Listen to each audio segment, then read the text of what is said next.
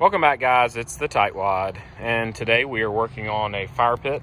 I'm at my parents' house, and my brother and brother-in-laws are going to help us pull out this old fire pit that's all rusted. You can see that the screening is busted out on the sides. So we're actually going to get rid of all of this and the barrier my mom set up around it to keep the kids out of it. And we're going to build a nice stone fire pit today. A couple of the issues we'll be tackling today are we're going to remove a lot of this pea gravel, river rock style out of here just while we're doing the work. We have to level it. We're about 6 inches higher on this side than we are on this side. And we're going to remove this stone here as well. And all of this will be taken out of the fire pit area.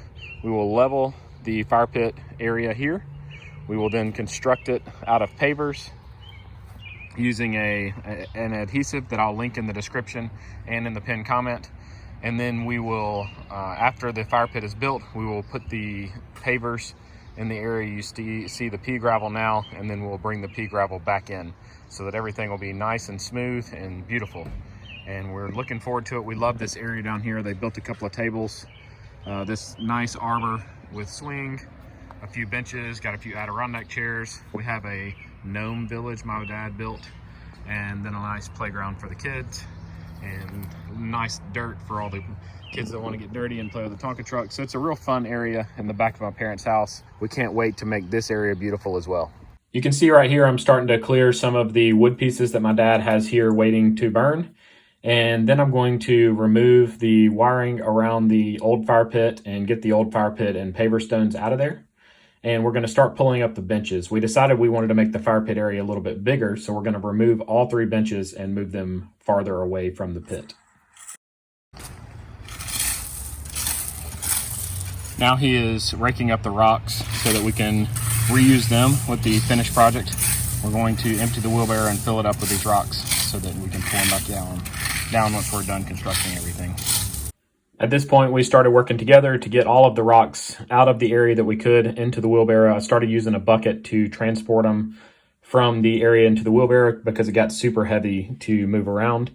And now we're starting to dig into the dirt to level everything out. So we're trying to level from where that back bench is going to be all the way over to where the swing is currently located. We didn't want to try to move the arbor with the swing, so we just threw dirt from the high side down to the low side. You can see us tamping it down with our feet as we go. And yes, my brother is working in flip-flops, which I don't recommend. Now that we have it pretty much level, we are starting to build the ring for the fire pit. And we got our base layer down, and you can see us using a 4-foot level going across to get it as level as possible. We didn't feel this needed to be exactly level, but we got it within about a 1/4 inch from front to back. And as we started building the fire ring, we used the rocks themselves to tamp down the dirt to make them seated well, so when it rains and everything starts to settle, our fire pit doesn't start to sag. And we got it about as level as we thought we needed it here, and then we'll start putting on the next layers.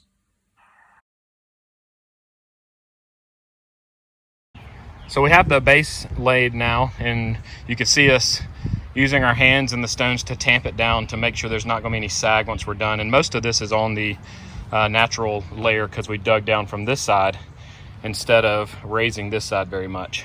And now we're ready to start stacking rocks on top of this. We did leave a few gaps going around every 2 or 3 stones for airflow because fire needs air coming in from the bottom in order to survive. Lets that oxygen flow in. So now we're just going to stagger the blocks, building it taller and taller. If you aren't already part of the TightWad family, I would love it if you would click that subscribe button on the screen right now. And once you subscribe, you can turn on notifications so that you're notified every time I post a new video. Here you can see we're starting to lay out the slate or the flat stones around it. And some of them were a little bit thicker than others, so we buried them a little bit under the ground just to make everything about the same height. So when we come back and add the pea gravel or river rocks around them, everything will be nice and smooth and there won't be any tripping hazards. You can also see me using a small dusting broom to remove any debris or dust from the top of the stones before we try to fuse them together. This is the product we used to secure the fire pit. It's called Fuse It from Liquid Nails, and it is made to glue different rocks and cement together. It's also able to stand up to high heat, so it's a perfect application for it here. It was actually recommended on the Liquid Nails website and other sites. You can find this at the big box stores like Home Depot or Lowe's, but you can also find it online.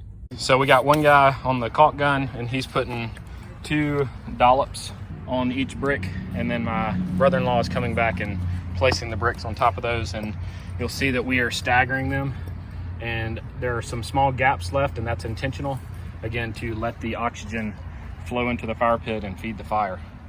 And we're just going to continue this process and go up a few rows, and then we'll show you the finished product. Here again, you can see I'm brushing off the dust that is collected on top of the stones.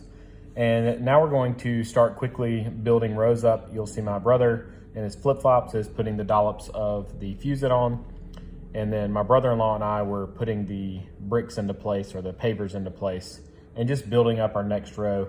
And then you'll see that we transition to where I just start getting all the pavers ready, and my brother-in-law just goes around and starts stacking them into place so that we can get it done quickly, because we were ready to eat. We worked our way around in sequence and built it up, making sure that all the stones were as even as possible. You can see there that one of the stones didn't fit, so he grabbed a little bit smaller one to put it into place. So make sure that when you're putting in that last stone, that it has a tight fit. If not, you can adjust all the ones around it. One note to share with you, these are stones from Home Depot. We used 17 stones to make a 48-inch fire pit. So 48 inches, if that's the size that you want, then you use about 17 of these stones. And here we had some more fuse-it left in the tube, so we went around and put extra fuse-it under each of the top stones to make sure we had a really good seal there. And here we are checking all of the stones to make sure nothing's sticking out or looking funny. And then we're taking some pavers to put on top so that we can add some additional weight to hold everything together while the fuse-it starts to dry.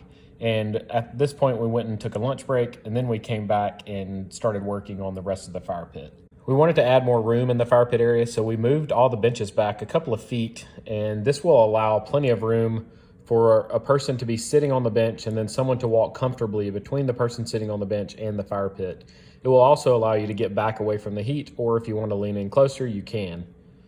So we went around and made sure each of the benches were level, and when we backfilled the dirt into these holes, we used the handle of the shovel to pack the dirt in around them so that we weren't just piling in dirt and using our feet trying to get it close.